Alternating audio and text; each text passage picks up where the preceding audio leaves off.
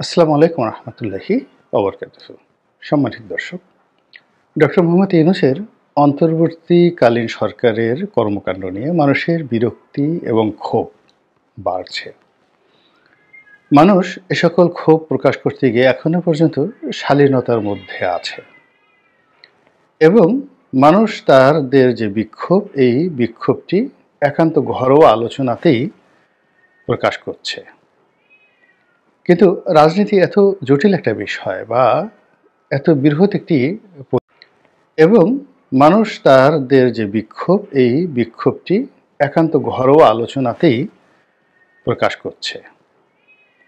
কিন্তু রাজনীতি এত জটিল একটা বিষয় বা এত বৃহৎ একটি পরিসর এবং এত চলমান একটি প্রক্রিয়া, যেখানে আসলে একবার কোনো জিনিস যদি শুরু হয় সেটাকে খুব চমৎকারভাবে নিষ্পত্তি করতে হয়, কেটে ফেলতে হয়, অথবা সেটা বাড়তেই থাকে এবং সেটা কিভাবে বাড়তে থাকে সেটা শেখ হাসিনার জমানায় আপনারা দেখেছেন। শেখ হাসিনার বিরুদ্ধে যে সকল কানাঘুষা শুরু হয়েছিল 2013 সনে, তারপর যে সমালোচনাগুলো শুরু হয়েছিল 2015 সনে, এবং যে বিক্ষোভগুলো 2016 সনে শুরু হয়েছিল, দেখুন তার প্রায় সব জিনিসগুলোকে তাদেরকে, অর্থাৎ আওয়ামী লীগ এবং শেখ হাসিনাকে কড়ায় গণ্ডায় মিটিয়ে দিতে হয়েছে এবং এখনও তাদেরকে মেটাতে হচ্ছে। কাজেই রাজনীতির ময়দানে যখন আপনি যে কোনো পাবলিক অফিস, সেটা সরকারের কোনো কর্মকর্তার অফিস হন, বিচারকের অফিস হন, অর্থাৎ জনগণের টাকা যেখানে বেতন বাবদ, ভাতা বাবদ, খাওয়া বাবদ, পড়া বাবদ, পরিচালন বাবদ ব্যয় করা হয়, ওটার যে কী যন্ত্রণা, এটা কেবলমাত্র যারা ভুক্তভোগী তারাই বুঝতে পারেন। তো ডক্টর মোহাম্মদ ইউনূস এখানে বসেছেন, তিনি এখন আমাদেরটা খাচ্ছেন।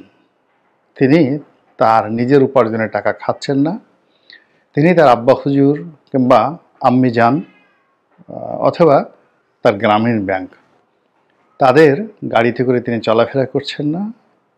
আমার আপনার টাকায় তাকে সিকিউরিটি দেওয়া হচ্ছে।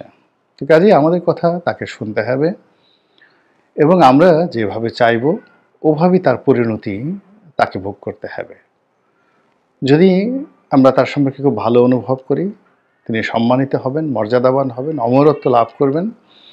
আর যদি তিনি জিদাজিদি করেন, আমাদের কথা না শুনেন, তাহলে অতীতে যেভাবে আমাদের, অর্থাৎ জনগণের কথা যারা শুনেনি, তার অবস্থাও কিন্তু এর বাইরে ব্যতিক্রম কিছু হবে না। কথা বলছিলাম এই কারণে যে তাকে নিয়ে প্রথম দিকে যখন হলো, প্রায় 1 মাস জনগণ বলতে গেলে নিশ্চুপ ছিল, একেবারে নিশ্চুপ ছিল। এখন একজন লোকও নিশ্চুপ নেই। অল্প কিছু মানুষ তার পক্ষে কথা বলছেন এবং সবই তার চাকর বাকর। তার বন্ধুবান্ধব বাংলাদেশে কেউ আছেন, তার পক্ষে কথা বলছেন, আমি একজনের নাম জানি না। তার কোনো শুভানুধ্যায়ী একটা গ্রুপ আছে, তার ওয়েল উইশার, যারা কিনা তার এই সময়টিতে এসে তার পক্ষে দাঁড়িয়েছেন। এরকম কাউকে দেখা যাচ্ছে না। তিনি আমাদের এই জনগণের টাকা খরচ করে কিছু কর্মচারী নিয়োগ করেছেন। এই সকল কর্মচারীদের সামাজিক গ্রহণযোগ্যতা খুবই অল্প, পরিচিতি তার চেয়েও অল্প, এবং জনগণের মন বুঝে জনগণকে ডাইভার্ট করার ক্ষেত্রে কিংবা জনগণকে ইনফ্লুয়েন্স করার যে সকল যোগ্যতা মানুষের মধ্যে সাধারণত থাকে, তার কর্মচারীদের একজনের মধ্যেও এই ধরনের যোগ্যতা আমি দেখিনি। আপনারা দেখে থাকলে এটা আপনাদের ব্যক্তিগত বিষয়। ফলে কি হচ্ছে, জনগণের যে ফুসফাস বা ফিসফাস, এটা ক্রমশ বাড়ছে, উচ্চস্বর হচ্ছে। আর তার বিপরীতে তার যারা কর্মচারী, চাকর বাকর যারা আছেন, তারা যে সকল কথাবার্তা বলছেন, এগুলো হিতে বিপরীত হচ্ছে, বুমেরাং হয়ে যাচ্ছে তার জন্য, রাজনীতির জন্য, দেশের জন্য। তো এই বাস্তবতায় তিনি ক্ষমতায় এসে যে চমক সৃষ্টি করতে চেয়েছিলেন, সেই চমকের 1 নম্বর চমক ছিল যে তিনি এই রাষ্ট্রটিকে সংস্কার করবেন। এই রাষ্ট্রে একটা রিসেট বাটন টিপবেন এবং সব কিছু নতুন করে তিনি লিপিবদ্ধ করবেন, সব কিছু নতুন করে শুরু করবেন, একটা নতুন বাংলাদেশ, যেখানে কোনো কলঙ্ক থাকবে না, যেখানে কোনো রকম অন্যায় থাকবে না, জুলুম থাকবে না, অত্যাচার থাকবে না। এটা হবে তার যে 3-0 থিওরি, ওইরকম 3-0 থিওরির অধীনে একটা স্বর্গ উদ্যান। সে উদ্যানে কোনো দূষিত বায়ু থাকবে না, সে উদ্যানে কোনো অভাবী লোক থাকবে না, খাদ্যের অভাব থাকবে না, বস্ত্রের অভাব থাকবে না, চাকরির অভাব থাকবে না, মানুষ শুধু হাসতে থাকবে, হু হা হা হা করে হাসতে থাকবে। আর ডক্টর মোহাম্মদ ইউনূস সাহেবকে কেউ কদমবুচি করবেন, কেউ তার অধরে চুম্বন দেবেন, কেউ তাকে আলিঙ্গন করবেন, কেউ তার জন্য দোয়া করবেন। এইরকম একটা স্বর্গোদ্যান তৈরি হবে এবং সেই স্বর্গোদ্যান তৈরি করার জন্য তিনি রাষ্ট্রকে সংস্কার করতে চান। এই জন্য তিনি অনেকগুলো সংস্কার কমিশন করেছেন এবং তার রুচি, যোগ্যতা, অভিজ্ঞতা অনুযায়ী তিনি এই সংস্কার কমিশনের চেয়ারম্যান এবং সদস্যদেরকে তিনি নিয়োগ দিয়েছেন।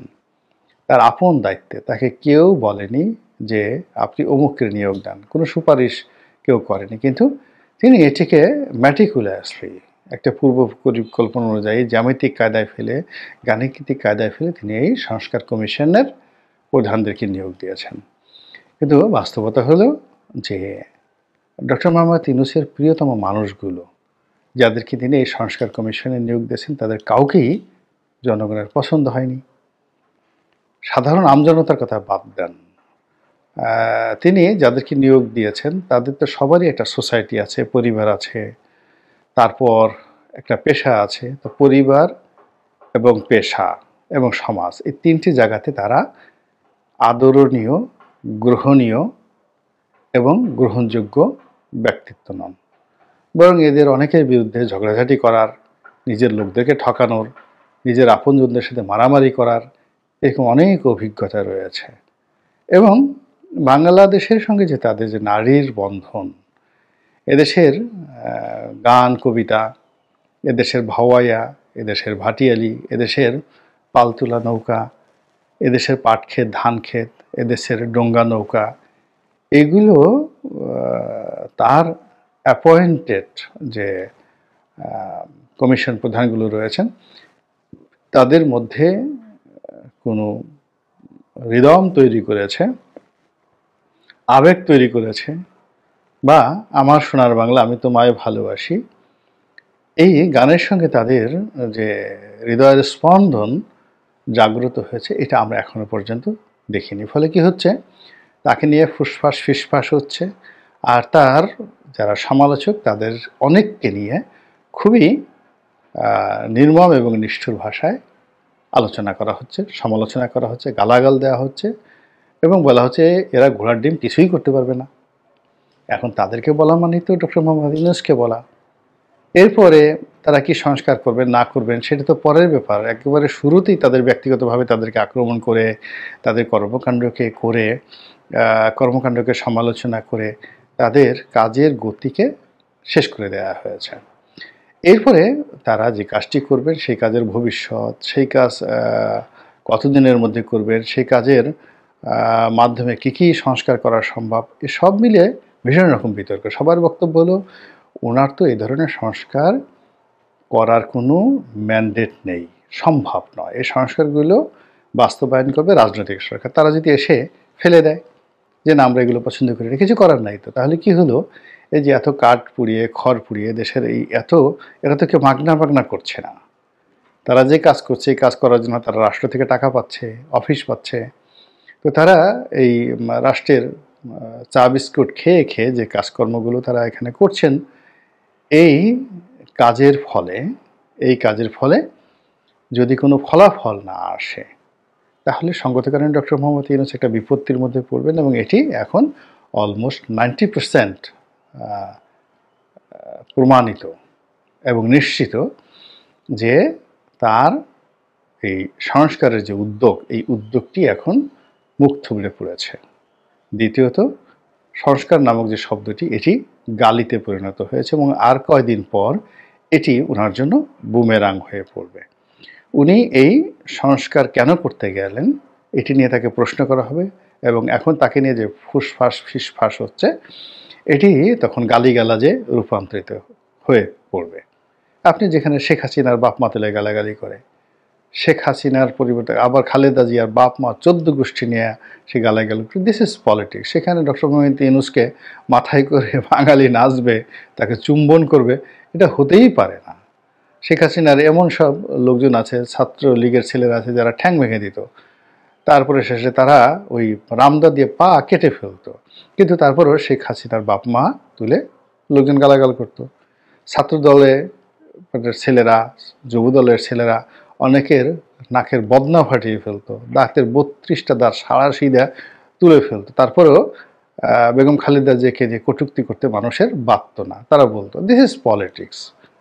কাজেই ওনার তো ছাত্রদল নেই, ছাত্রলীগ নেই, পেটোয়া বাহিনী নেই, কালা গুন্ডা নেই, ধলা গুন্ডা নেই, মুরগি মিলন নেই, তারপর ডেভিড নেই, তারপরে শেষে টোকাই সাগর নেই। ওনার কে আছে? ওনার পাশে আছে ওনার নূরজাহান বেগম, দীর্ঘদিনের সহকর্মী, বয়স্ক মানুষ, যাকে তিনি মন্ত্রী বানিয়েছেন, মন্ত্রী পদমর্যাদা উপদেষ্টা বানিয়েছেন। ওনার পাশে আছেন ওনার ভাতিজা, ওনার ছোট ভাই ছিলেন জাহাঙ্গীর, তার ছেলে। তারপরে ওনার সহকর্মী হিসেবে আছেন সামিয়া নামক আর এক ভদ্রমহিলা, সামিয়া মোর্শেদ বোধহয় নাম। তো যাদেরকে উনি সিনিয়র সচিব পদমর্যাদায় তিনি সেখানে নিয়োগ দিয়েছেন। তো কাজেই এই মানুষগুলো আর যাই হোক না কেন ছাত্রলীগের মতো তাকে সাহায্য করতে পারবে না, সহযোগিতা করতে পারবে না। এখন এই জায়গাতে আগামী দিনগুলোতে তার জন্য কি পরিণতি বয়ে নিয়ে আসবে, এটি আপনার আমার বুঝতে খুব বেশি কষ্ট হবে না। এগুলো একটা। 2 নম্বরে যে সমস্যাটা তার জন্য প্রবল আকার ধারণ করবে সেটা হলো, এখন তার শক্তির উৎস হলো সমন্বয়করা, এবং তিনি সেটা স্বীকার করেন। কিন্তু সমন্বয়কদের সমন্বয়হীনতা, তাদের প্রাপ্তি, তাদের সফলতা এবং সমন্বয়কদেরকে কেন্দ্র করে যে দাবার যে চাল চালা হচ্ছে, তাতে করে এই সমন্বয়ক নামধারী যারা তরুণ এবং যুবক, তারা আগামীতে বিপদ এবং বিপত্তিতে পড়বে, এবং সেই বিপদ বিপত্তির জন্য তারা সবার আগে ডক্টর মোহাম্মদ ইউনূসকে দায়ী করবেন, এবং ইতিমধ্যে অনেকেই দায়ী করে ফেলেছেন। তারা মৃদু ভাষায় ফুসফাস করে তাকে সমালোচনা করছেন, তার বাড়ি ঘেরাও করার চেষ্টা করছেন, তাকে বিভিন্নভাবে থ্রেট দিচ্ছেন, এবং এটি এই পর্যায়ে থামবে না। একটা সময়তে এসে এটি একটা ভয়াল রূপ নেবে, এবং যেহেতু তাদের সঙ্গে তার কোনো প্রিকন্ডিশন নাই, তাদের সঙ্গে তাদের কোনো আত্মীয়তার বন্ধন নাই, ছাত্রলীগের সঙ্গে যেভাবে শেখ হাসিনার সম্পর্ক আছে তাই এই সমন্বয়কদের সঙ্গে তার কোনো পলিটিক্যাল রিলেশন নেই। ফলে কি হচ্ছে, এখানে স্বার্থের হানি হওয়া মাত্রই বা স্বার্থের বিষয় দিয়ে এখানে হুমকির মধ্যে পড়া মাত্রই এখানে দেখা যাচ্ছে যে এক পক্ষ আর এক পক্ষের উপর ঝাঁপিয়ে পড়বে, এবং এর ফলে কি হলো, আগামীতে ডক্টর মোহাম্মদ ইউনূসের যে চলার পথ, এটা যে কত কঠিন থেকে কঠিনতর হবে, যেটি আমি যতটুকু বললাম এতটুকুর মধ্যেই যেন সীমাবদ্ধ থাকে, এর বাইরে হলে আমাদের জন্য একটা জাতীয় কলঙ্ক হয়ে দেখা দেবে। আল্লাহ আমাদের সবাইকে হেদায়েত দান করুন এবং হেফাজত করুন। আসসালামু আলাইকুম ওয়া রাহমাতুল্লাহি ওয়া বারাকাতুহু।